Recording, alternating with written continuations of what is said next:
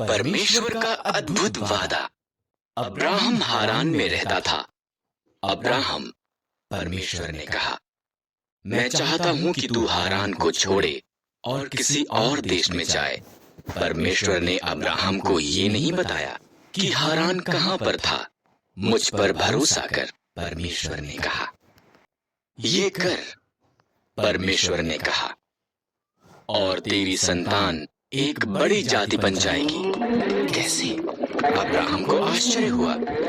उसकी पत्नी सारा बच्चे पैदा करने के लिए बहुत बूढ़ी थी। मुझ पर भरोसा कर, परमेश्वर ने कहा।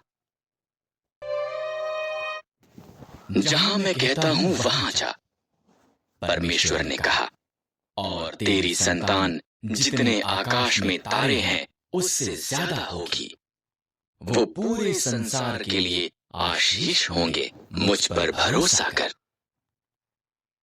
अब्राहम ने परमेश्वर पर भरोसा किया। उसने सारा, उसके भतीजे लूत और सब कुछ जो उसका था उसे लिया। वो वहां गया जहां परमेश्वर ने उसे जाने के लिए कहा था। वो कनान के देश में गया। अब्राहम ने परमेश्वर की वादा की हुई भूमि पर यात्रा की। वो खुश था कि उसने परमेश्वर पर भरोसा किया था। इसलिए उसने एक और वेदी बनाई और उस सब के लिए परमेश्वर का धन्यवाद किया जो उससे वादा किया गया था।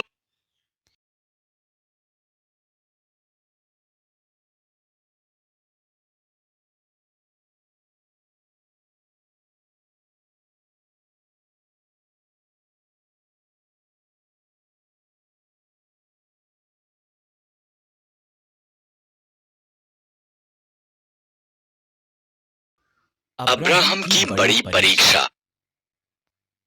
परमेश्वर ने अब्राहम से एक पुत्र का और पुत्र से बहुत सी संतान का वादा किया जो सारे संसार के लिए आशीष होंगे।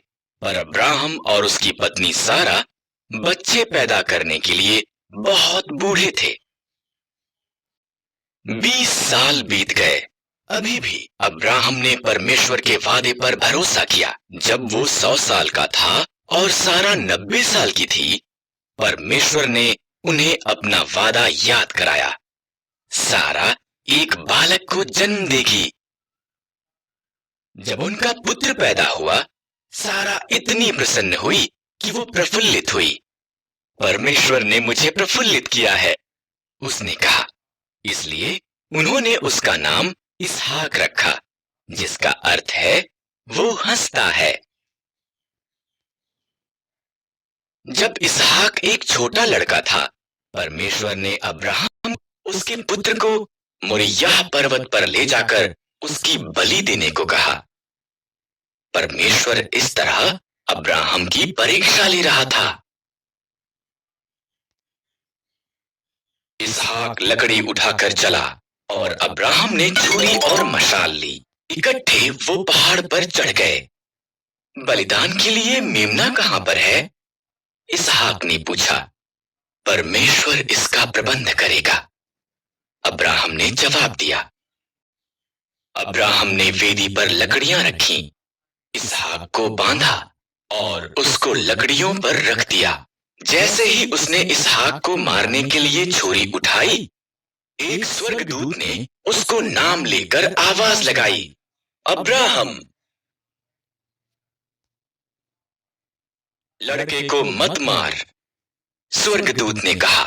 परमेश्वर जानता है कि तू उसके वादे पर भरोसा करता है। उधर झाड़ियों में देख, एक मेढ़ा अपने सींगों से झाड़ियों में फंसा हुआ है।